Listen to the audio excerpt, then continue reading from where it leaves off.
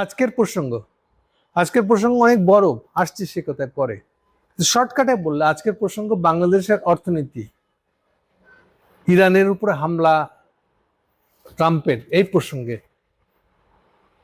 যে অর্থনৈতিক চাপটা আসবে সেটাকে সামলে আমরা কি টিকে থাকতে পারবো, নাকি একটা দুর্ভিক্ষর মতন অবস্থা তৈরি হয়ে যাবে, আমাদের কমপ্লিটলি ফেল করব, রাষ্ট্র রাজনীতি সব ফেল করবে, অর্থনীতিও ফেল করবে, একটা দুর্ভিক্ষর কাছাকাছি প্রায় অবস্থা চলে যাবে হয়তোবা। এই আমরা কি টিকতে পারবো? এই প্রসঙ্গেই আজকে কথা বলবো। সেই জন্য লিখেছি শিরোনামটা ট্রাম্পের হুমকি। ট্রাম্প কি হুমকি দিয়েছে? ট্রাম্প হুমকি দিয়েছে আগামী 48 ঘন্টা, মানে আজকে 6 তারিখ, 8 তারিখের মধ্যে 8 তারিখের মধ্যে হরমুজ প্রণালী খুলে দিতে হবে, কোনো বাধা টাধা কিচ্ছু দেওয়া যাবে না, অবাধ চলাচল দিতে হবে। যদি না দেয় তাহলে 48 ঘন্টা পর থেকে সে এমন বোম্বিং করবে, একবার বলে যে স্টোন এজ, পুরান প্রস্তর যুগে পরত পাঠায় দিবে। আর একবার বলতেছে যে এমন একটা অবস্থা করব, তার তেলের যতগুলা সম্পদ আছে, খনি আছে, বা বিদ্যুতের যতগুলা প্রতিষ্ঠান আছে উৎপাদনের বা দেশের ব্যবহারের, এসব কিছু ধুলায় মিশাই দিবে। মানে এক্সট্রিম একটা ম্যাসাকার বলতে যা বোঝায়, এরকম একটা জায়গায় আমরা তারা নিয়ে যাবে।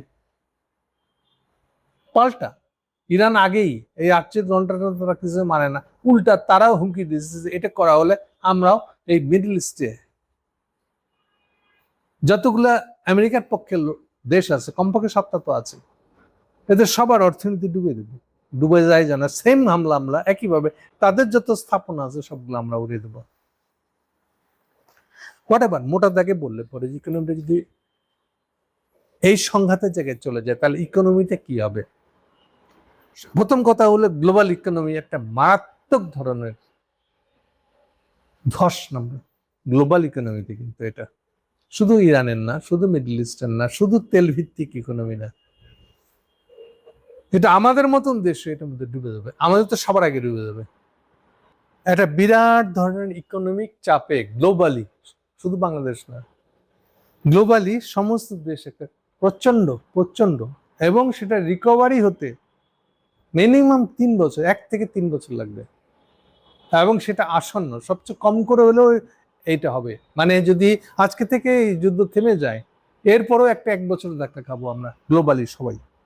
আর সেসব দেশেরই এইসব ধাক্কা সামলানোর ক্ষমতা কম, যাদের সারপ্লাস কম, বিনিয়োগ কম, প্লাস আর একটা বড় ফ্যাক্টর আছে, আমাদের মতন দেশ যাদের কোনো তেলের মজুদ নেই। মজুদ বলতে অনেকে বুঝবে না, যেমন জাপানের 210 দিনের তেল মজুদ আছে। 210 দিন মানে কত হলো? 100 দিন মানে 3 মাস, ধরেন 3 মাসের তেল সংগৃহীত আছে। তাহলে সে এই ঝাপটাটা লাগতে দিবে না ইকোনমির মধ্যে। আমাদের এই ধরনের কোনো মজুদ নাই, আমাদের দিন আনে দিন খাই, দিন আনিটাও ঠিক মতন পাচ্ছি না। এইটা এর ওর তার থেকে নিয়ে দিতে হচ্ছে আমাদেরকে, এবং প্রত্যেকেই সভাপতির তেল দাম। আচ্ছা, এই হুমকিটা দেওয়ার পরে কিন্তু আবার তেলের দাম আবার এক প্রস্তুত বাড়ছে, এবং এই বাড়ার তেলের দামটা কতদিন থেকে যাবে আমরা জানি না। এটা আর একটা পিঞ্চিং আমাদেরকে চিমটা কাটা আর কি, কন্টিনিউয়াস। এই যে দেখেন আজকে থেকে বোধহয় হয়েছে সন্ধ্যে 7টার পরে দোকান বন্ধ। মানে হলো আপনার দোকান মানে হলো আপনি যা প্রোডাকশনটা করছেন ওটাকে বিক্রি করতে হবে, বিক্রি না করলে তো ইকোনমিটা হইলো না। যতক্ষণ পণ্যটা বিক্রি না হয় ততক্ষণ প্রোডাকশন হয় নাই ধরে নিতে হবে। প্রোডাকশন হয়ে গোডাউনে রেখে দিয়েছেন, তার লায়াবিলিটি। বাজারে বিক্রি হয়ে গেলে পরে তখন বুঝলেন হ্যাঁ ওই ইকোনমিক সার্কেলটা প্রফিট যার যার নেওয়ান আসছে, পরের বারে কাঁচামাল কেনার পয়সাটাও আসছে। এই কোনোটাই কিছু হবে না যে দোকানটা বন্ধ থাকে। দেখে মনে হয় যে দোকান বাজার সবাই ফ্যাশন করতে যাচ্ছে, কিন্তু না, এই দোকানগুলো হলো সেই আউটলেট যেটা দিয়ে আপনি যা প্রোডাকশন করছেন তার শেষ পর্যায়টা শেষ হবে। শেষ না হলে পরে আপনি রিটার্নটা আসবে না, কাঁচামাল কিনতে পারবেন না। কাঁচামাল যদি কিনতে না পারেন তার পরের দিন কারখানার শ্রমিক ছাঁটাই করবেন আপনি। কোথায় যাচ্ছে খেয়াল করে দেখেন, বলবেন যে আগের গোডাউনেই তো, আগের মালগুলোই তো গোডাউনে রয়ে গেছে, বিক্রি হয় নাই, কাজে এখন শ্রমিক ছাঁটাই করি। এবং দেখবেন প্রত্যেকটা কারখানা এভাবে সাজানো হয়, বাড়তি কিছু লেবার যেটা ঢুকানো হচ্ছে, প্রোডাকশন কম বাড়াটা সে কন্ট্রোল করে ওখান দিয়ে। যখন বিক্রি কমে যায় সে এই ছাঁটাই করে দেয়, ছাঁটাইগুলো ওখান থেকে আসে। সো এইটার ইম্প্যাক্ট এবার ওভারঅল একটা ইম্প্যাক্ট হয়েছে। এই ইম্প্যাক্টে আমরা ডুববো, সবচেয়ে আগে ডুববো আমরা যে কারণে, সেটা হলো তেল। এখনো পর্যন্ত বাংলাদেশে তেলের মূল্যটা বাড়ায় নাই, একদিকে খুবই ভালো কাজ করেছে, কিন্তু উইক পার্টটা হলো তেলের দাম বাড়ায় নাই, কিন্তু এই যে ভর্তুকি চলে যাচ্ছে, অলরেডি কেউ কেউ বলতেছে $4 বিলিয়ন, $6 বিলিয়ন পর্যন্ত এক্সট্রা ব্যয় হয়ে গেছে ভর্তুকিতে। $6 বিলিয়ন চারটেখানি কথা না। এই টাকাটা কোথা থেকে দিব আমি? এমনিতেই এখন তো সব বের হচ্ছে। ইউনূসের আমলেই কথায় কথা বেড়ে যাচ্ছে। এই বলে একটা ব্যাংক আছে, সেই ব্যাংক থেকে টাকা নিয়েছিল $3.4 বিলিয়ন। এটা কেমন ব্যাংক একটু ব্যাখ্যা করে বলা ভালো। হাসিনার আমল থেকেই যারা টাকা দেয় নাই তার নাম হলো ওয়ার্ল্ড ব্যাংক, সবচেয়ে বড় যে বিনিয়োগ দেওয়ার ব্যাংক, আমাদের ইকোনমি ডেলিকার নিড পূরণ করে দেওয়ার। যেহেতু আমরা পুরনো ওয়ার্ল্ড ব্যাংকের মেম্বার, কবে থেকে? 73 সাল থেকে, শেখের আমল থেকে। কিন্তু আমাদের আনুমম টাইপের গাদা টাদারা আছে, তারা বলে যে আমরা খুব বীর, আমরা ওয়ার্ল্ড ব্যাংকের টাকা নেইনি। আর শেখ মুজিব নিজেই এবার 74 দুর্ভিক্ষর পরে ওই 74 সালে কিসিঞ্জারের সাথে দেখা করে তাকে রিকোয়েস্ট করেছিল যে আমাকে ওয়ার্ল্ড ব্যাংকের টাকা আনতে হবে, ওইটা ব্যবস্থা করুন। আর এই পুরা কমিউনিস্ট ইনক্লুডিং আমাদের রেহমান সোমান, ইনক্লুডিং তাজউদ্দিন, এগুলো সবগুলারে লাথি দিয়ে বের করে দিয়েছিল, ভদ্রভাবে অবশ্য বলছিল চুপচাপ চলে যা, তাদের যেন বলতে না হয়। এবং সবাই এর মধ্যে দিয়ে চলে গেছিল। সেই থেকে তাজউদ্দিন আর শেখ মুজিবের গভর্নমেন্টে নাই। রেহমান সোমান পালায় আবার লন্ডনে গেছিল, ফিরে আসছে এরশাদের আমলে। এগুলো দিয়ে বোঝার চেষ্টা করেন, এবং কেউ একবার রিভিউ করলো না আমরা কি করতে গেছিলাম, বাংলাদেশকে দুর্ভিক্ষ ডুবাই দিয়ে গেছিলাম, ওয়ার্ল্ড ব্যাংকের টাকা নিব না বলে যে নকশা করছিলাম, এটা পরিণতি করছে কারণ হুঁশজ্ঞান নেই। এখনো বলতেছে আনু মোহাম্মদরা বিদেশি পুঁজি মানে খারাপ, এটা নেওয়া যাবে না, এটা খারাপ। আচ্ছা, ওই আলাপে বেশি দূর না যাই। আমরা জিয়ার আমলে 1976 সালের বাজেটে প্রথম ওয়ার্ল্ড ব্যাংকের টাকা পাই, ওইটা দিয়ে আমরা বাজেট বানাইছিলাম। 76 সালে যে অর্থ বাজেট হয়, বাজেট মানে বুঝেন আপনারা, জুলাই 76 থেকে যে বাজেটটা শুরু হয় পরের বছরের 77 পর্যন্ত, জুন 77, এই বাজেট ইয়ার এরকম হয় আর কি। সো এই বাজেট ইয়ারের টাকাটা প্রথম দিয়েছিল আমাদেরকে ওয়ার্ল্ড ব্যাংক, এই প্রথম ওয়ার্ল্ড ব্যাংকের টাকা পাওয়া শুরু করেছিল। সেই ওয়ার্ল্ড ব্যাংকই টাকা দেয় নাই, এবার হাসিনার আমল থেকে আটকে রাখছে। কিস্তিতে দেওয়ার কথা 3.5 বিলিয়ন, সেটা আজ দিচ্ছি কাল দিচ্ছি, তোমাদের এটা হয় না সেটা হয় না বলে পিছাইতে এখন ফাইনালি 1.4 দেওয়ার কথা, এটা ইউনেস্কো দেয় নেই। সেইটা নিয়ে এইবার আবার এই যে নতুন অর্থমন্ত্রী ম্যান্ডেট খসরু আবার গেছে, সেও আবেদন করতেছে ওয়ার্ল্ড ব্যাংকে 1.4 বিলিয়নটা দিবি। এখন নিজেই বলতেছে দেওয়ার কথা হয়েছে, দেখা যাক। তাহলে প্রথম কথাটা হলো যে আসলে অর্থনীতির যে বাজেটটা হবে না, এবার বাজেটে হিউজ ক্রাইসিসে পড়বে, এটা বুঝে গেছে, না বুঝার কিছু নাই। মানে আমাদের ম্যান্ডেট খসরু বুঝে গিয়ে এক ধারছে এই যতগুলো ডোনার বলা ভুল হবে, যতগুলো এই ধরনের ব্যাংক আছে ওয়ার্ল্ড ব্যাংক টাইপের ব্যাংক বুঝবেন কি করে। নেক্সট হলো এডিবি, এশিয়ান ডেভেলপমেন্ট ব্যাংক, যেটা মূলত জাপানিজদের ইনভেস্টমেন্ট সবচেয়ে বেশি। উল্টো করে বললে, ব্যাকগ্রাউন্ডটা বলে দিই, 45 সাল থেকে আমেরিকানরা গ্লোবাল ইকোনমির দায়িত্ব নিয়ে নিয়েছিল, নিয়ে বিপুল ইনভেস্টমেন্ট দিয়েছিল জাপানকে। এতে জাপানের যে ডেভেলপমেন্ট হয়েছিল, এইটাই 65-66 সালের মধ্যে এত সারপ্লাস ছিল, ওটা দিয়েই সে এডিবি বানায়। এই জন্য এডিবি 60% মালিক, 60 বা 65% মালিক আমেরিকা আর চীন, জাপান মিলে। কাজকর্ম একদম ওয়ার্ল্ড ব্যাংকের মতো। একটা গেল, তাহলে 66 সালে এডিবি চালু হয়েছিল, একেও টাকা চাইছে। থার্ড হলো AIIB, Asian infrastructure investment bank. যেসব ব্যাংকের মধ্যে দেখবেন ইনভেস্টমেন্ট শব্দ লেখা আছে, রিকনস্ট্রাকশন লেখা আছে, তাহলে বুঝবেন এটা ওয়ার্ল্ড ব্যাংক। এই শব্দটা তখনই চালু হয়েছিল ইনফ্রাস্ট্রাকচার এই শব্দটা দিয়ে। Infrastructure, STRACTURE।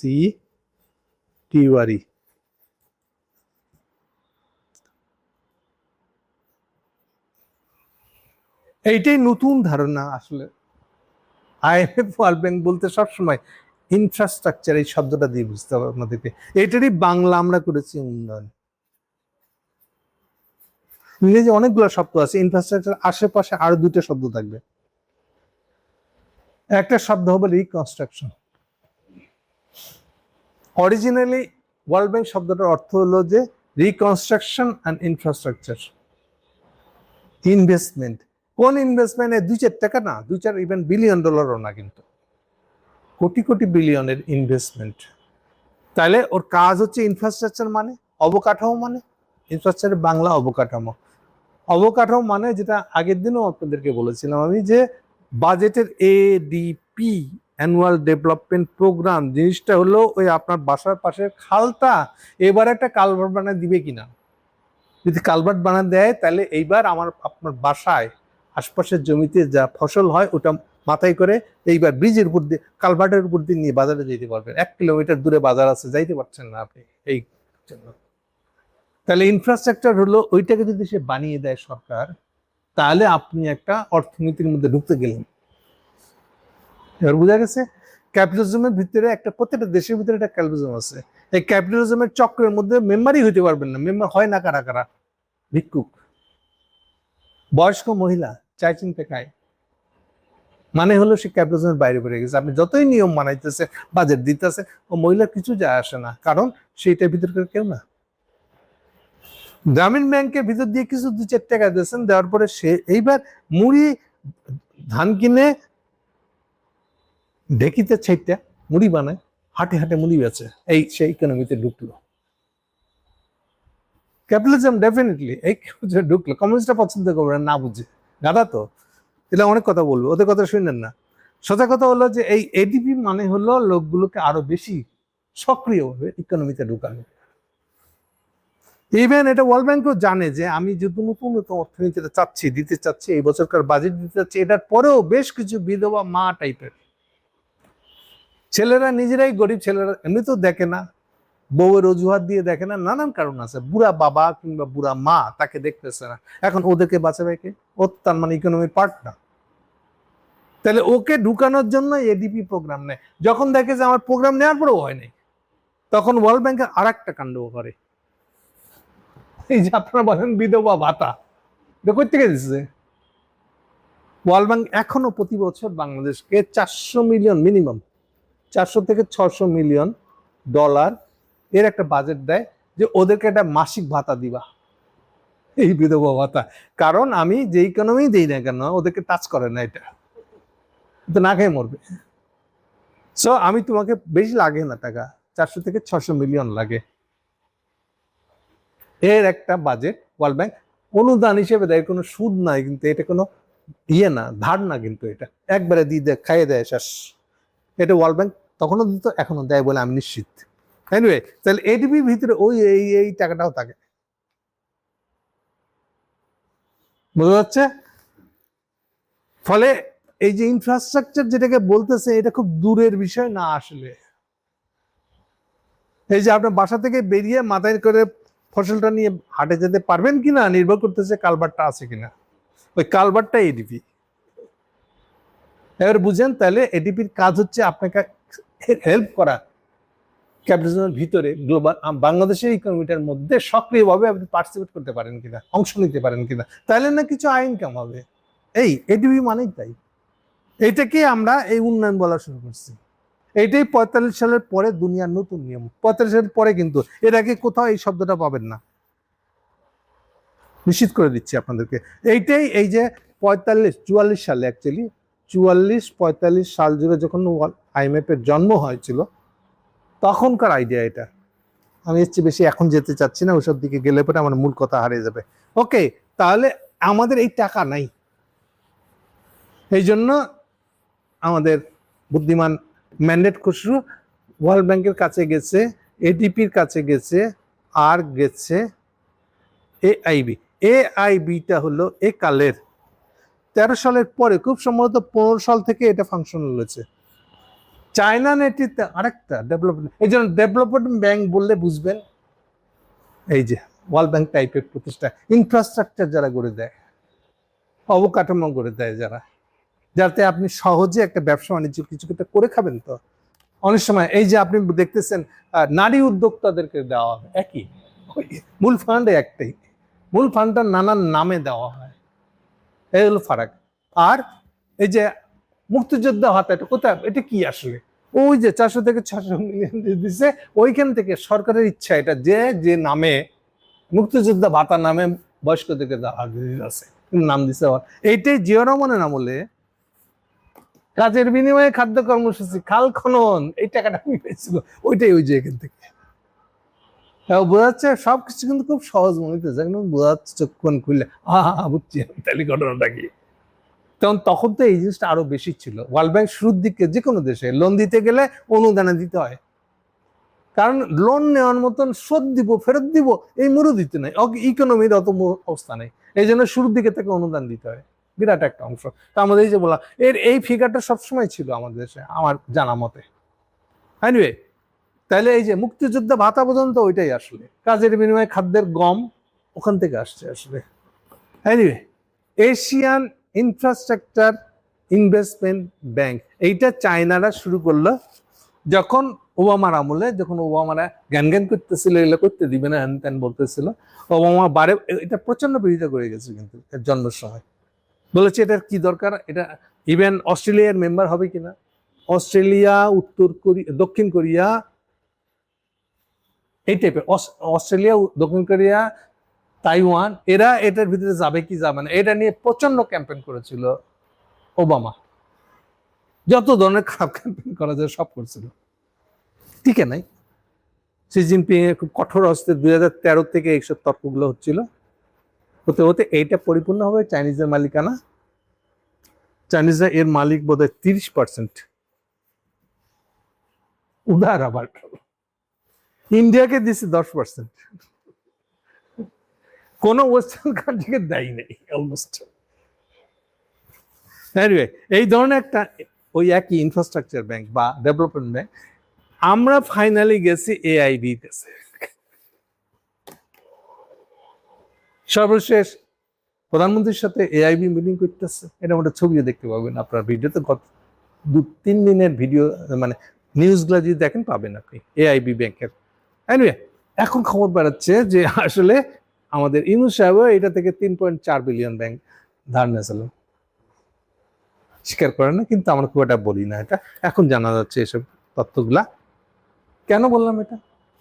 কারণ এই ইউনূস খলিল, আমি খুব এমনি ইউনূস খলিলের বিরুদ্ধে এত কথা বলছি না, আমি মনে করি বাংলাদেশকে ডুবানো, বাংলাদেশের চরমতম ক্ষতিকারক লোক যদি দুনিয়াতে থেকে থাকে একটা দুইটা, তার এই দুজন হলো এই লোক, এই দুজন, ইউনূস এবং খলিল। এক কথায় বলতে গেলে কেন তাকে এত খারাপ ভাবে চিহ্নিত করতেছি, কেন চিহ্নিত করতেছি? এই জন্য এই দুটো লোক, এদের পার্সোনাল ইন্টারেস্ট হলো তারা বাংলাদেশকে আমেরিকার হাতে তুলে দিয়ে গেছে, এই ক্রেডিট দিয়ে তারা আমেরিকা একটা ভালো পজিশন নিতে চায়, সিম্পলি এই হিসাব, আর এর পিছনে আর কোনো কারণ নাই। কিন্তু খলিলের ব্যাকগ্রাউন্ড দেখেন, সে আনক্লার্ডে চাকরি করতো, রিটায়ার করেছে, একটা ইউএনএ চাকরি করে যে লোকটা রিটায়ার্ড হয়ে যায়, সে এত পরিমাণে অর্থ পেয়ে যায়, বাকি জীবন তার বসে খেয়ে উল্টা মেয়ে থেকে কানাডা, ও বছরে 3 বার করে কানাডা যায়, আসে, বেড়াই চেড়াই ঘুরে বাড়ে, বহু চলতে পারে, কোন সমস্যা নাই, ডলারের ক্রেডিট কার্ড দিয়ে পেমেন্ট করবে দুনিয়াতে, এইভাবে সে বাকি জীবন চালা যেতে পারে। তাহলে সেই লোকটা এবার দেশ বাঁচার জন্য চলে এসেছে এইভাবে এই জায়গায় কেন? তাহলে কি টাইপের লোক এটা? এগুলো আমাদেরকে মাথায় রাখতে হবে। হোয়াট এভার, এ হলো আসলে ইউনূসের প্র্যাকটিক্যাল কাজটা করে, এক্সিকিউশনাল লোকটা হলো এই। আমি মনে করি সে ইচ্ছে করে বাংলাদেশের পাসপোর্ট ক্যারি করে এখনো, কিন্তু ইন্টারনালি সে একটা ধরেন সিআইএ এর এজেন্ট মনে করেন, একটা এমপ্লয়ি, যে তার যে তার বাপ হলো সে, এমন ধরনের সম্পর্ক আমেরিকার সাথে। স্টেট ডিপার্টমেন্ট বলে সে তো পেন্টাগনকে ছাড়াই গেছে জানো বা। এই লোকটাকে পরে ইনুস নিয়ে আসেন না, আমেরিকানদেরকে বলছে, তারা এই লোকটাকে ফাইনালি পাঠাইছে। ঢুকছে কি দিয়ে দেখেন, ঢুকছে হলো আমাদেরকে বার্মার সাথে গঞ্জাম পাতায় দিবে, আরাকানে ঢুকার ব্যবস্থা করে দিবে, করিডোর দিবে, এগুলো দিয়ে শুরু করছে। কি জন্য? রোহিঙ্গা ফেরত না। ফাইনালি কি হচ্ছে? রোহিঙ্গা ফেরত না। এদের বাস্তবতা সম্পর্কে জ্ঞান যে এত এত গাধা এগুলা। ও রোহিঙ্গাদের ফেরত পাঠানোর ব্যবস্থা করবে আমেরিকান ফরেন পলিসি আকারে, যেখানে ও জানেই না যে আমাদের ট্রাম্পের এবারকার পলিসি হচ্ছে ইউএসএডি বন্ধ করে দেওয়া। ইউএসএড বন্ধ করা মানে ইউএসএডি রোহিঙ্গাদের জন্য ঢাকায় যে আছে তারা থাকা খাওয়া চলার জন্য 400 মিলিয়নের আশেপাশে টাকা ডলার দিয়ে থাকবে, মিলিয়ন, এই ইউএসএড এর মাধ্যমে। ট্রাম্প এসে ইউএসএড এর পুরো ফান্ডটাই বন্ধ করে দিচ্ছে। হোল ইউএসএ, গ্লোবালি ইউএসএড বন্ধ, এখন কাউকে ফান্ড দেয় না। এবার হয়েছে তো এইটার খবর নাই। সে আসছে আমাদের রোহিঙ্গাদের প্রবলেম সলভ করে দিবে বলে, এবং রোহিঙ্গাদের প্রবলেম সলভ করবে বলে রোহিঙ্গাদেরকে গিয়ে বক্তৃতা দেশে পাশে গুতেরেসকে বসায়, ইউএন এর সেক্রেটারি জেনারেল। পরের বছর তোমরা দেশে গিয়ে নামাজ পড়তে পারবা। এসাদ গুইয়া ভাষায়, এই সদগরী ভাষায় এই ইউনুস নিয়ে এই বক্তৃতাটা দিচ্ছে। তাহলে এতে দেখেন যে আমেরিকান পলিসি কি হয় এক একটা প্রেসিডেন্টের, এটা সম্পর্কেই তাদের ধারণা নেই। ওরা আছে নিজের দালালি নিয়ে, যে আমরা এইবার আমেরিকার কাছে এই জিনিসটা তুলে দিবই। আচ্ছা, এই প্রেসিডেন্ট এই দালালিটাকে নিবে, নেওয়ার জন্য বসে রয়েছে, এটা খবর নেবি না? এটাতে প্রমাণ করে যে তারা কি ধরনের দালাল, আসলে এত নিম্ন শ্রেণীর দালাল। তারা এখন ঠিক করেছে বাংলাদেশকে এই যুদ্ধের সময় সে আমেরিকার পক্ষে রাখবে। হচ্ছে আসল কাহিনীটা। কেন এরা ডুবাই দিবে বাংলাদেশকে? অনেক রকম ভাবে বলেছি আমি কথাগুলা, এক এক সময় এক এক দিক থেকে। একটা কথা বলেছিলাম আমি যে 12ই ফেব্রুয়ারি ইলেকশন, 12ই ফেব্রুয়ারি ইলেকশনটা হয়েছিল যেটা, এটা হলো সিট ভাগাভাগি। এই ভাগাভাগিটা ইউনুস করে দিছে, তারেক তোমাকে এত দিলাম, তোমাকে ক্ষমতায় দিব, তার বিরোধী দল হতে পারবে, এটা বলি খুশি সে। এনসিপি রাত তো এটা আরো বেহুদা, এটা কোনো সিটি পাইব না কোথাও। এই যে 5-6টা পাইছে, এটাও ইউনুসের কারণে। ফলে এইভাবে সিট ভাগাভাগি করে ইলেকশনটা দিচ্ছে। ফলে এরা প্রত্যেকে জানতো যে এরা আসলে ইউনুসের পারপাস সার্ভ করতেছে। ফলে এই যে এখন ডুবতে যাইতেছে বাংলাদেশ, এর জন্য দায়ী সরকার, বিরোধী দল, সবাই। এখন বাইরে নখরা করতেছে কেন তারিখ জুলাই সনদ মানতেছে না, সংস্কার কেন করতেছে না? আচ্ছা, তারেক রাজে বিএনপি যে সংস্কার করবে না, এটাকে আগে বলে নাই? ওই ঐক্যমত্য কমিশনের সময় বলে নাই যে আমরা এগুলো করবো না? আমি বারবার বলছি যে এগুলো একটাও মানবে না। এবার এটার সাথে আছে ইন্ডিয়ার একটা ইন্টারেস্ট। ইন্ডিয়ানরা বাংলাদেশের উপরে যে হেজিমনি, যে আধিপত্যটা চাপায় রাখতে পারতেছে, তার সবচেয়ে বড় অ্যাচিভমেন্ট বা যে খণ্ডের উপরে দাঁড়ায়, যে অ্যাচিভমেন্টের উপরে দাঁড়ায় সে রুল করতে পারে, সেটা হচ্ছে 72 কনস্টিটিউশন। এই 72 সংবিধান যদি ভেঙে যায়, তাইলে ইন্ডিয়ানরা মনে করে তাদের বাংলাদেশের উপরে ঘুরে ফিরে, যতই হাসিনাটা ফালাই দেন, আন্দোলন করেন না কারণ, ঘুরে ফিরে আবার আমরা জিনিসটা গেড়ে তুলবো যদি 72 সংবিধান ঠিক থাকে। এগুলো একটা তো 72 সংবিধান খুব ইম্পর্টেন্ট ওদের কাছে, এটার উপর দরকার অবশ্যই ঠিক আছে। আর এর যে সকল প্রগতিশীলতা, প্রগতিবাদীরা আমার দালাল তো, ফলে ওদের কান্দুচের আবার ফিরে আসবো ইন্ডিয়াতে, বাংলাদেশে। ফলে 72 সংবিধান যেন ঠিক থাকে, এইটাই টিপে দিচ্ছে। আসলে এটাই টিপে দেওয়ার লোকটা হচ্ছে সালাউদ্দিন। এই কথাগুলো আমি ওই ঐক্যমতের কমিশনের সময় বলে আসতেছি, এবং সেই জন্যই তারা বলছে প্রত্যেকটাতে ভেটে নোট অফ ডিসেন্ট দিয়ে রাখছে। ওটাই এখন খাতা খুলতেছে যে আমরা করবো না। তো এই কথাগুলো কি এই জামাত আর এই এনসিপিরা জানতো না? যারা যারা সকল বিরোধী দল হয়ে আছে সংসদের মধ্যে, এরা কেউ জানতো না? তাহলে চুপ করে ছিল কেন? ওটা তাদের কাছে ইস্যু কেন? কারণ প্রত্যেকের কাছে লক্ষ্য ছিল কি করে এমপি হওয়া যায়। এগুলো যে একটাও মানা হবে না, ইন্ডিয়া এবং আমেরিকানদের এই ষড়যন্ত্রগুলা বিএনপি বা তারেকের উপর দিয়ে বাস্তবায়িত হবে, সেই জন্য হবে না। এটা এটা সবাই জানতো, জেনে শুনে এই একটা সিট ভাগাভাগি ইলেকশনে তারা গেছে। যাইয়া এখন নাটক করতেছে, কেন জুলাই সমাজ বাস্তবায়ন হবে না, সংস্কার হবে না কেন, আমরা খুব বিপ্লবী, আমরা অমুক করবো তমুক করবো। তাহলে তো আরেকবার সরকার পতনের আন্দোলন আমাদেরকে কাজ করতে হয়। দেখার না আমাদেরকে মুরব্বী, আসলে কি শেখ হাসিনা পতনের আপনারা মূল ফ্যাক্টর ছিলেন? এখন এই প্রশ্ন উঠবে, এনসিপি কি মূল ফ্যাক্টর ছিল? এটা কারা ছিল? এটা তো এখনো রাজনীতি বুঝে না। রাজনীতি কি বুঝে না? রাজনীতি বলতে সিট বুঝে, জামাতও তাই, কে কটা সিট পেল তাই। এবার বিরোধী দল হয়েছে, তাহলে পরের বার নিশ্চয়ই আমরা কথা চলে যাবো। দেখেন আবাল আবাল আবাল এগুলা, আসলে এই সাধারণ জ্ঞানটুকু নাই আসলে। শেখ মুজিব যখন মারা যাচ্ছে বা পড়ে যাচ্ছে বাকশাল করার পরে, কবে 75 সালে 25শে জানুয়ারি, শেখ মুজিব জানতো এরপরে 4 বছর একটা নতুন পার্টি তৈরি হবে, বিএনপি, তারা ক্ষমতায় আসবে। তাহলে পার্টি কেমনে তৈরি হয় বুঝছেন? এটা নতুন পার্টি কেমনে তৈরি হয়? 49 সালে আওয়ামী লীগ তৈরি হয়েছিল কেমন করে? 47 ভাগের আগে কেউ জানতো যে আওয়ামী লীগ বললে একটা ইন্ডিয়ানরা এই হিন্দু কমিউনিস্ট গুলা এসে আর একটা দল বানাবে ভাসানী নেতৃত্বে? আবার ভাসানী শুনলে আবার জোশ আইসেন না, না কমিউনিস্ট না মুসলমান না, জোশ আসেন না, ভাসানী আওয়ামী লীগ, এটা মনে রেখেন। আওয়ামী লীগকে যদি চিনে গিয়ে থাকেন তাহলে ভাসানীকে চিনতে হবে। ভাসানী প্রথম আওয়ামী লীগের সভাপতি, এটা মনে রেখেন। ভাসানী বাংলাদেশেরই কেউ ছিল না, ভাসানী ছিল আসামের নেতা। এগুলো পিছনের কাহিনী অনেকবার অনেক জায়গায় বলছে, এগুলো শুনে নিয়েন, খোঁজ করে দেখে নিয়েন। আসলে কেউ জানতো যে 49 সালে নতুন আওয়ামী লীগ হবে? একটা সবসময় নতুন দলটা হয় পুনর দল ভেঙে, একটা বা দুইটা বা বহু দল ভেঙে। তাহলে এই যে এখন নিজেদেরকে ধরে নিচ্ছে জামাত ইসলাম যে আমাদের বাইরে আর কোনো দল হবে না, বিএনপি যে ভাবতেছে তাদের আর ক্ষমতা আছে, তাদের বাইরে দল কি? আওয়ামী লীগ যেরকম ভাবে 15 বছর ক্ষমতা থেকে মনে করেছিল, এগুলো জাস্ট তুরি বাজানের মতন ঘটে যায়। বাংলাদেশের হিস্ট্রি তাই বলে, পৃথিবীর অন্য দেশের হিস্ট্রিতে যাওয়ার দরকার নেই। কাজে এই যে চিন্তা ভাবনা তাদের দেখে না, জামাতের চিন্তা ভাবনা দেখে, ও সিট দিয়ে গুনে, সিট দিয়ে ওর স্বার্থ বুঝে। তো এখন এই চিৎকার করতেছেন কেন? তার বিরুদ্ধে আন্দোলন করবেন, এই মুরুদ আছে আপনাদের?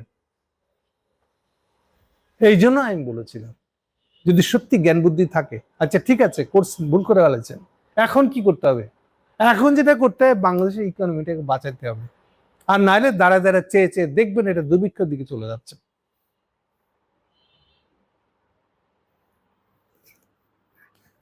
এই যে তারেক পুরো জিনিসটাকে নিয়ে যাচ্ছে, ইউনূস আর খলিলকে হাত ধরে আপনার আমেরিকার কাছে নিয়ে যাচ্ছেন, বাঁচবেন? এই 48 ঘন্টার পরে যখন হবে দুনিয়াটা, এটা কোন দিকে যাবে বলে আপনাদের ধারণা? গতকালকে বিয়েটাই দেখি খলিল কি করছে বাংলাদেশে, এটা দেখে বোঝা যায় সে কি বুঝ দিচ্ছে তারেককে। গতকালকে ভিডিওগুলো দেখে নিয়েন আপনারা, কেউ কোথাও না পেলে এনটিভি ভিডিওটা দেখে 10:30টার নিউজে, রাত 1টা নিউজে, ওখানে নিউজে দেখাচ্ছে খলিল সাথে করে নিয়ে যাচ্ছে ঢাকায় আমেরিকান রাষ্ট্রদূতকে সাথে নিয়ে তারেকের সাথে দেখা করতে যাচ্ছে। দেখে মনে হচ্ছে খলিল বাংলাদেশের পররাষ্ট্রমন্ত্রী না, খলিল আমেরিকানদের কোন একটা প্রতিনিধি, এবং সেই ভঙ্গিতে, আরে তারেক ভাই চিন্তা করেন না, আমি আমেরিকান রাষ্ট্রদূত বলতেছি, কিছু চিন্তা করেন না, এই খলিল আছে না, আমরা সব ঠিক করে দেব। ওখানে গিয়ে বলতেছে, এগুলো তো বডি ল্যাঙ্গুয়েজটা যদি দেখেন আপনার, খুব ইম্পর্টেন্ট, এটা দেখলে বুঝবেন যে তারা আশ্বস্ত করতেছে চিন্তা করে না। কেন? আমেরিকানরা ব্যবস্থা করে দিবে আমাদের তেলের ক্রাইসিসের বিষয়ে। তারিখে কি বলবো, আপনারা অলরেডি নিজেরা জানেন, সংসদে সে মুখ খুলে না। সালাউদ্দিনকে দিয়ে বলে, আচ্ছা সালাউদ্দিনকে তাহলে ডেপুটে উপনেতা বানাই দেন, ডেপুটে একটা উপনেতা বানাই দেন, মূল নেতা আসে, সংসদীয় নেতা আসে না, সেটাও করতে পারতেছে না, কারণ সালাউদ্দিনকে আবার স্বরাষ্ট্রমন্ত্রী দিয়ে রাখছে। তাহলে এক সালাউদ্দিন কয়টা কাজ করবে? একদিকে স্বরাষ্ট্রমন্ত্রী, একদিকে ইন্ডিয়ান মন্ত্রী, সে ইন্ডিয়ান স্বার্থ দেখান মন্ত্রী, আবার সংসদের এইসব সংবিধানের ঝগড়া করার নেতা। বিএনপি তো কোনো সংবিধান নিয়ে ঝগড়া করার লোক নাই নাকি, এমন একটা ভাব না। সংবিধান নিয়ে ঝগড়া করলে তো না, সংবিধান নিয়ে ঝগড়াটা করতে হবে, খাস খাস জবাব দিতে, একটা ইন্ডিয়ান স্টাইল। ভারতের সংবিধান যেন ঠিকঠাক থাকে, এটা তো আর চালন চালন পারবে না। ফলে যতই খারাপ প্রসঙ্গ হোক বা যেটা জেনুইন প্রসঙ্গ হোক, যে প্রধানমন্ত্রীকে মুখ খুলতে হবে, এরপরেও বলতেছে না, স্পিকার বলে যে না, এটা প্রধানমন্ত্রীর পক্ষ থেকে সালাউদ্দিন বলতেছে। কেন এটা বললাম এই জন্য, যদি আপনারা ভিডিওটা দেখেন, কয়েক মিনিটের ভিডিও, ওখানে দেখেন তারেক মনে হচ্ছে আরে দেখছি না, আমি তো এই জন্য এমনি খলিলকে নিয়ে আসছি। ইউনূস বলছে খলিলকে নিতে পররাষ্ট্রমন্ত্রী হিসেবে, আমি কি সেটা বুঝে নিছি নাকি? ন আমি তো জানি যে আমার এই সরকার চালানোর সমস্যা আছে, আমি এগুলো এত কিছু বুঝি না ভালো মতন। এই জন্য তো আমি এমন লোককে দায়িত্ব দিচ্ছি, সে এক্সপার্ট। এই জন্য তো খলিল কেন দিচ্ছে, আর খলিল এসে আমাকে বুঝ দিচ্ছে, এই যে দেখেন আমেরিকান অ্যাম্বাসাডারকে নিয়ে আসছি, ওর মুখে শোনেন কি বললো। সো তারেক যেন ওখানে বুঝে পাইছে যে হ্যাঁ ঠিক আছে, আশ্বস্ত হয়ে গেছে, ইকোনমি খুব ভালো চলবে, ঘন্টা চলবে না। এই 48 আওয়ার্স এর মধ্যে যদি সত্যি সত্যি ট্রাম্প ইরানে এই তেলের খনিতে আক্রমণ করে, দাদা বলতেছে যে হরমুজ প্রণালী না খুলে দিলে সে এই করবে, এগুলো যদি শুরু করে তাহলে এটা গ্লোবাল ওয়ারের কাছাকাছি চলে যাবে। এগুলো যাক জাহান নামে যা, মূল কথাটা হলো অর্থনীতির কি হবে, এক্সট্রিম জায়গায় এটা কমপক্ষে 3 বছরের জন্য একটা মহামন্দা চলবে। আর তাতে ফেস করার মতন সামর্থ্য আমাদের দেশের মতন গরিব একটা দেশে, যার কোনো মজুদ নাই, যার কোনো রিজার্ভ নাই, যার কোনো রিজার্ভ অর্থও নাই, আমাদের অবস্থা হবে শোচনীয়, দুর্ভিক্ষ লাগে অবস্থা। সত্যি সত্যি তেল যদি পাওয়া যায়, কিনতে পারবো কিনা এই সমস্যা দেখা দিবে। কালকের এই বডি ল্যাঙ্গুয়েজটা দেখে আমার কাছে মনে হয় না এরা কেউ রিয়েলাইজ করছে প্রবলেমটা কি। এই পরিস্থিতিতে কোন বোকা ওই ট্রাম্প মানে বলে না, নদীর তীরে গেছো, একটা শক্ত গাছ দেখে না নৌকাটা বাঁধবা, এমন গাছে নৌকা বাঁধছো সে গাছটাই উপরে গেছে, উপরে যায় অবস্থা, সেই গাছে কি আমি নৌকা বাঁধবো? ভাই এটা বেঁচে থাকার ব্যাপার একটা, এটা যার তার। তাহলে এই যুদ্ধের পরিস্থিতিতে আমরা এখন ট্রাম্প, যে পাগলা ট্রাম্প তার নিজের দেশে এখন পাগলা বলে তাদের সংসদে বিল আনতেছে ওকে পাগলা ডিক্লেয়ার করে বাতিল করে দেওয়ার জন্য, এবং এই সুযোগ আছে কিন্তু আমেরিকার কনস্টিটিউশন অনুযায়ী। ওরা এখন সেই হিসাবে কথা ভাবছে, আর সেই পাগলা ট্রাম্পের কাছে আমাদের প্রধানমন্ত্রী আশ্বস্ত রাখতেছে। আচ্ছা, আরো সবচেয়ে কি বলবো এটাকে, কি বাজে একটা বাংলাদেশের অবস্থা বুঝেন। এরপরে ওই সকল মিটিং এ শেষে সাংবাদিক সম্মেলন করতেছে খলিল সাহেব, সাংবাদিকদের সামনে গিয়ে পরিচয় দিতে আছে পররাষ্ট্রমন্ত্রী, না আমরা আমেরিকার সাথে কোনো গোপন চুক্তি করি নাই। এটা হচ্ছে প্রথম ডায়লগটা তার, আমরা আমেরিকার সাথে কোনো গোপন চুক্তি করি কেন? ওই যে কথা উঠছে যে আপনি 3 দিন আগে যে চুক্তিটা করলেন এবং চীনের কাছ থেকে কোনো কিছু নিতে পারবেন না, ব্যবসা নিতে পারবেন না, সম্পর্ক রাখতে পারবেন না, এই চুক্তি করছেন আপনি ওখানে। ওটা নিয়ে কথা উঠেছে, অনেক ব্লগার এটা নিয়ে বা যারা ইউটিউবার তারা এটা নিয়ে প্রসঙ্গ তুলছে যে ওই চুক্তি করে আমাদেরকে তো আপনি বন্ধক দিয়ে দিচ্ছেন, এই জন্য সে অভিযোগটা জবাব দিচ্ছে। কিন্তু মজাটা খেয়াল করে, এইটা জবাব দিয়ে এরপরে বলতেছে এই তেল কেনার জন্য টাকা, এটা কি হবে, এটা নিয়ে আমরা আমেরিকানদের সাথে কথা হয়েছে, কিন্তু সেটা তো গোপন, দেখেন না, এটা নিয়ে কিছু বলতে পারবো না। এখন এটা কি বললো সে, এটা বোঝার মতো আক্কেল আমাদের আছে, আমাদের সাংবাদিকতা আছে?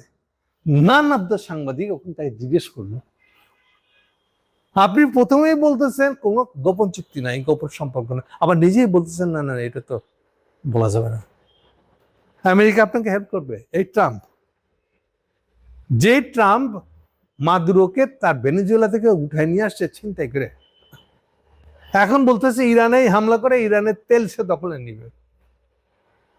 আপনি ওদের সাথে জড়াবেন বাংলাদেশকে, এই ট্রাম্পের ভাগ্যের সাথে নিজেদের ভাগ্য মিলাবেন, আর এটার ভরসা দেখাচ্ছে আমাদেরকে খলিল, যে ট্রাম্প আমাদেরকে তেল কেনার টাকা দিবে বা তেল এনে দেবো, এগুলো ব্যবস্থা করে দিবে, চিন্তা করার কারণ নেই। আর আমরা এগুলো শুনে খুব না হাততালি দিব, আমাদেরকে ট্রাম্প ভাইয়া আছে, আমাদেরকে বাঁচিয়ে দিবে। দয়া করে ভিডিওটা একটু দেখেন। আচ্ছা, আমি চেষ্টা করবো যে ভিডিওটা লিঙ্ক আমার মধ্যে শেয়ার করে দেওয়া যায় কিনা। ওকে, ইউনুস আর খলিলের এই যে আমেরিকান দালালি, ট্রাম্পের দালালি, এবং এমন দালালি, এই দালালিটা ট্রাম্প কি চাচ্ছে, ওয়েট করে বসে আছে দাম দিবে? সে জানে না, এরপরও সেই দালালি করতেছে। এর পরিণতিটা কি হবে? এই যে একটু আগে বলেছিলাম আপনাদেরকে যে অর্থমন্ত্রী ফাইনালি গেছে এআইবি ব্যাংকের কাছে, ওর টাকা দিবে? সন্দেহ আছে আমার। চীন কোনো খাতেই টাকা দিবে না। চীন পরিষ্কার করে বলে দিয়েছে বাংলাদেশ আর থার্ড কোন দেশ, বাংলাদেশ আর চীনের মাঝখানে থার্ড কোন দেশ যদি ইন্টারভেন করে তাহলে বাংলাদেশ থেকে কিছুই পাবে না চায়না, মানে চায়না থেকে বাংলাদেশ কিছুই পাবে না। এরপরও কি আপনাদের মনে হয় আমরা এআইবি কাছ থেকে কিছু পাবো? ইউনুস তো তবু ম্যানেজ করছিল, 3.4 বিলিয়ন, চারটিখানি কথা না। এরা কি পারবে? আপনি এই দালালদের কোলে উঠছেন প্রধানমন্ত্রী তারেক সাহেব, আপনি না করে দিচ্ছেন তা আসলে জেনে অথবা না জেনে, এই গাধাদের পাল্লায় পড়ে আপনি চাইনিজদেরকে তাড়াই দিচ্ছেন।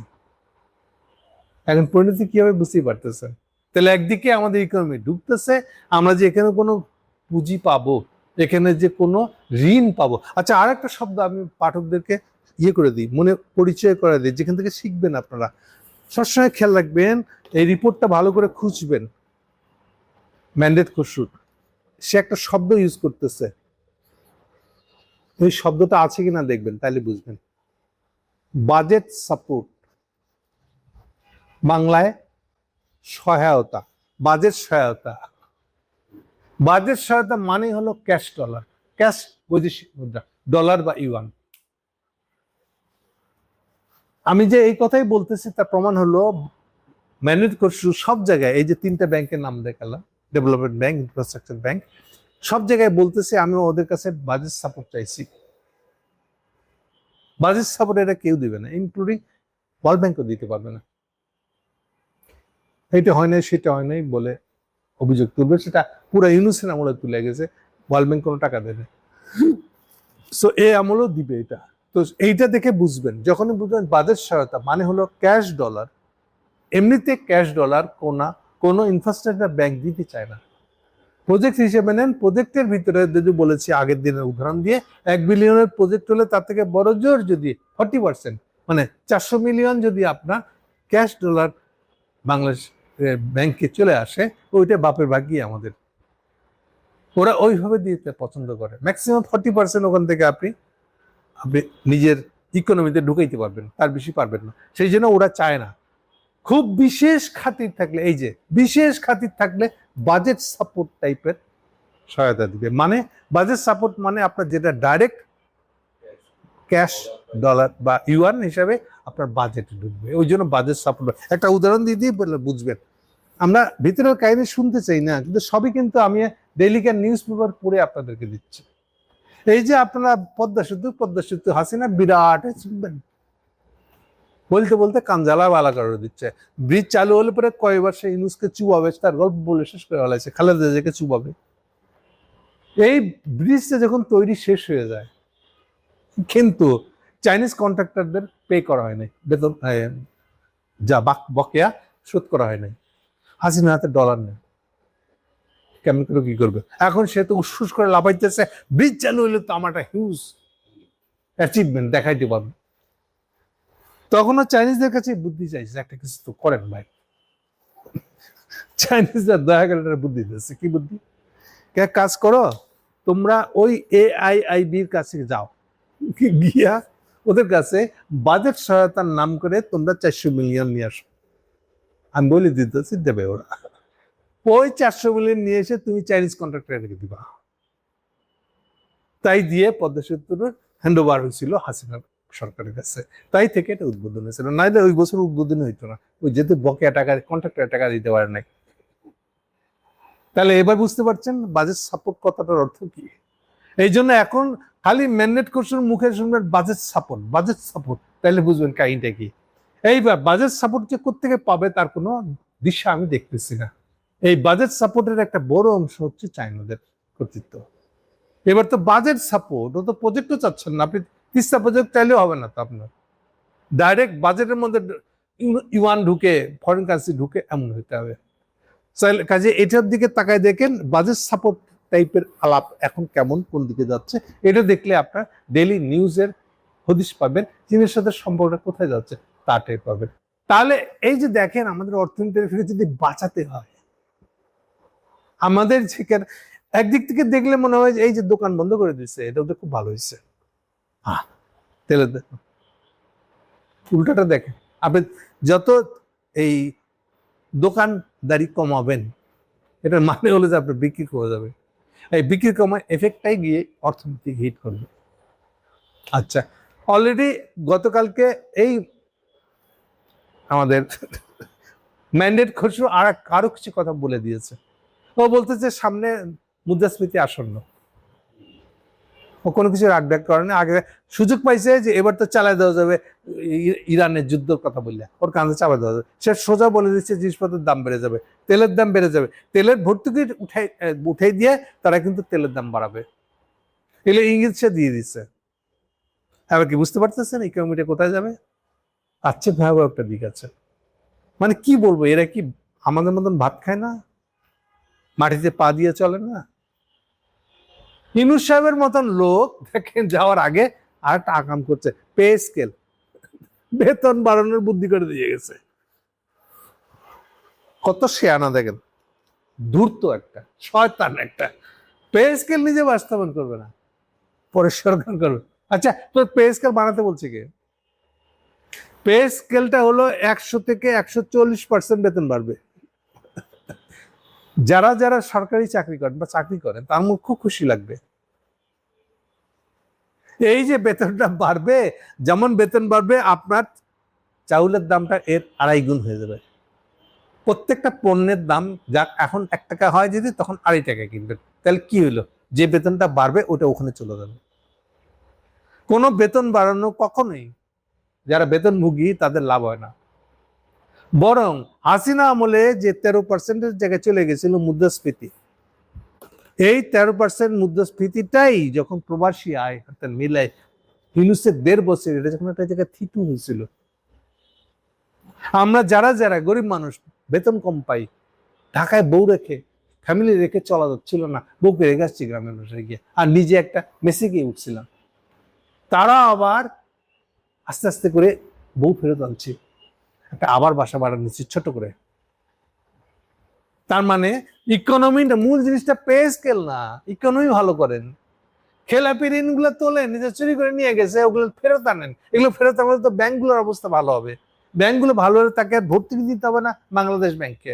এই যে টাকা ছাপায় তাদেরকে ভর্তুকি দিতেছেন আপনি, এই যে সবচেয়ে চুরি করে ডুবাই ফেলছে যে ব্যাংকটা, সেটা হলো ন্যাশনাল ব্যাংক। এই ন্যাশনাল ব্যাংকের মূল মালিকরা পলাইছে, তাদেরই ভাই ভাতিজা হলো আব্দুল আল মিন্টু, মিন্টুকে দিয়ে গেছে এখন ন্যাশনাল ব্যাংকের মালিকানা।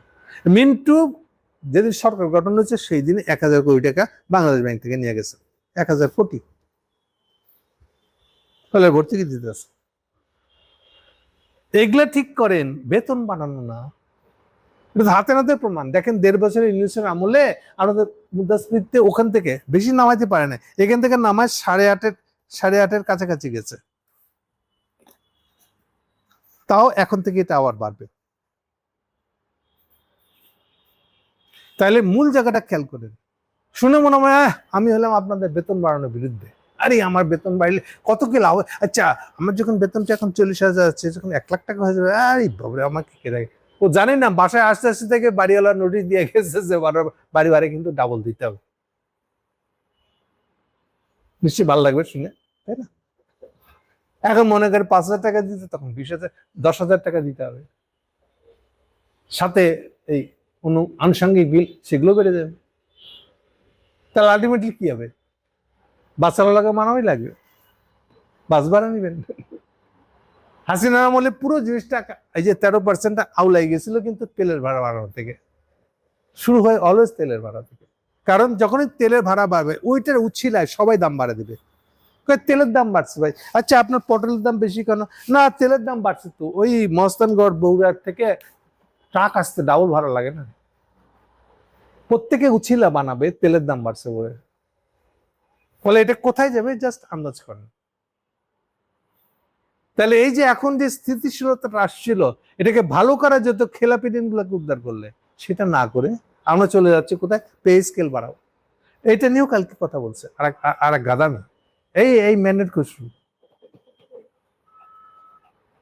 বুঝে না, পে স্কেলের কথা একই মুখে বলা, একই মুখে তেলের দাম বাড়াতে বলা, বলতেছে কি আসলে?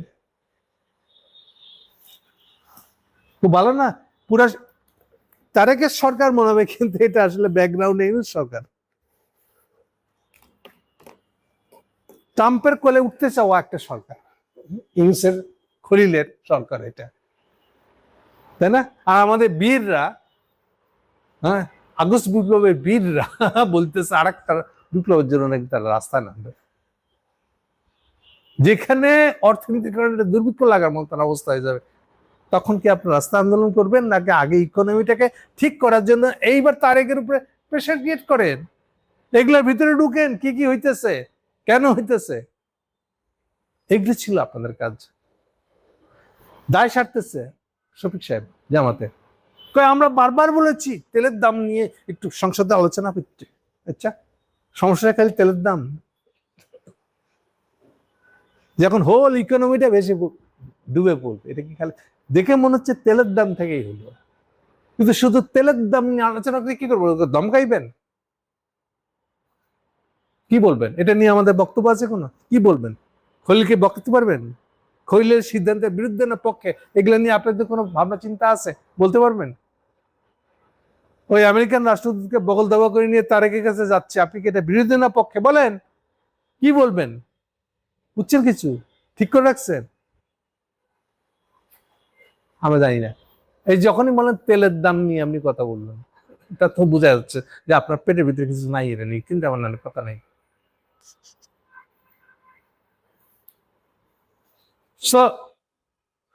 ওকে, আজকাল বাড়াতে যাচ্ছি না, সার কথাটা হলো, এই গ্লোবাল অর্থনীতিকে আমরা টিকতে পারবো, পারতে পারবো?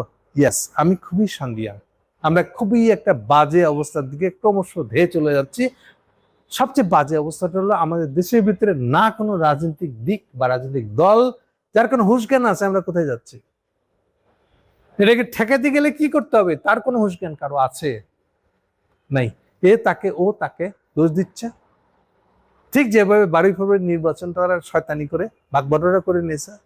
এখন ওই ভাগবটরার ভিতরে আরো গন্ধ ছড়ানোর জন্য কান্ডা কারখানা, এগুলোতেই তারা লিপ্ত আছে। এগুলো বাংলাদেশের রাজনীতি। তাহলে বাংলাদেশের অর্থনীতিকে তুলবে কে? এটা ভাবতে বলবো বাংলাদেশের মানুষকে। Thank you.